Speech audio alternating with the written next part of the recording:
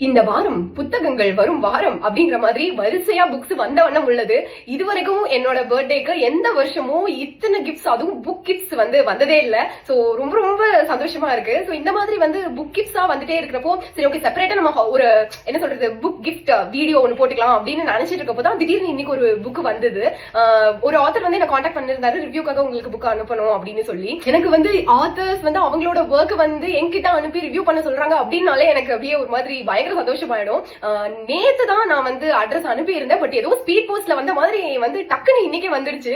இது ஒரு கிஃப்டா எனக்கு வரல அப்படின்னாலும் இந்த வருஷம் அதுவும் என்னோட பிறந்த நாளுக்கு முன்னாடி இது வர்றது நானே இது ஒரு கிஃப்டா நினைச்சுக்கிட்டேன் அப்படிங்கிற மாதிரி எனக்கு ரொம்ப சந்தோஷமா இருந்தது. அதுவும் எனக்கு ரொம்ப பிடிச்ச ஹிஸ்டாரிக்கல் ஃபிக்ஷன் ஜர்னல்.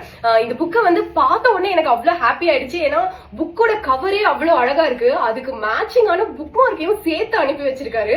ஒரு குட்டி வருத்தம் என்னன்னா உள்ள ஆவலா திறந்து பார்த்தேன், அவருடைய சிக்னேச்சர் இருக்கும். ஏன்னா எனக்கு ஆத்தர் காப்பி அப்படிங்கறத விட அவங்களுடைய சிக்னேச்சர் எனக்கு என்ன சொல்றது ஒரு பெருமை அப்படின்ற மாதிரி.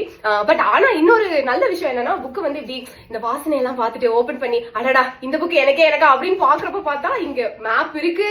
அடுத்து பாத்தீங்கன்னா இங்க இந்த ட்ரீ எல்லாம் போட்டிருக்கு. அடடா இப்படி ஒரு ஹிஸ்டாரிக்கல் ஃபிக்ஷன் நமக்கு கிடைச்சிருக்கு, ஏ ஜாலி, அதுவும் பர்த்டேக்கு முன்னாடி அப்படின்னு எனக்கு அப்படியே குதிக்கணும் போல ரொம்ப சந்தோஷமா இருந்தது. முதல்ல நான் போட்டோ தான் எடுத்து யூஸ்வலா போஸ்ட் போடுற மாதிரி போடலாம் அப்படின்னு நினைச்சேன். பட் இது பிறந்த நாள் நேரத்துல வந்திருக்கிறதும் அதுவும் ஹிஸ்டாரிக்கல் ஃபிக்ஷனா இப்படி மேப் எல்லாம் போட்டு புக் மார்க் எல்லாம் இருக்கிற மாதிரி, சாரி தலைக்கெல்லாம் பிடிச்சிட்டேன், இந்த மாதிரி எல்லாம் ஒரு புக் வந்தது அந்த சந்தோஷத்தை என்னால கட்டுப்படுத்த முடியல. கண்டிப்பா ஒரு வீடியோ பண்ணியே ஆகணும் அப்படின்னு தோணுச்சு. அதனாலதான் and again once again very grateful. And இந்த மாதிரி ஒரு புக் எழுதுறதுங்கிறது சாதாரண விஷயம் கிடையாது, எல்லாராலையும் பண்ணிட முடியாது.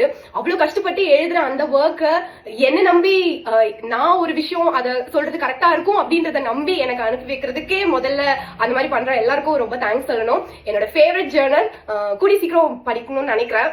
பார்க்கலாம், தொடர்ந்து வாசிப்போம்.